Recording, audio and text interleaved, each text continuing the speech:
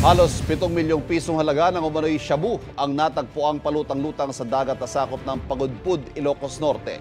1 kilong timbang ng droga na natagpuan ng isang mangingisda. Noong una raw ay nakala niyang tsokolate ito dahil sa packaging. Nang buksan, tumambad ang puting powder. Sa pagsusuri ng Philippine National Police at Philippine Drug Enforcement Agency sa Chinese character sa label, durian ang nakasulat sa packaging. Nagkakahalaga ang droga ng 6.8 million pesos.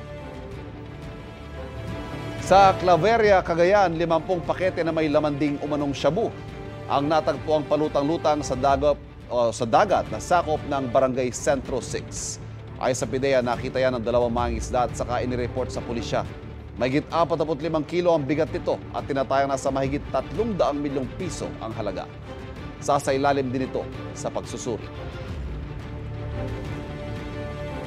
Kapuso, huwag magpapahuli sa latest news and updates. Mag-iuna ka sa balita at mag-subscribe sa YouTube channel ng GMA Integrated News.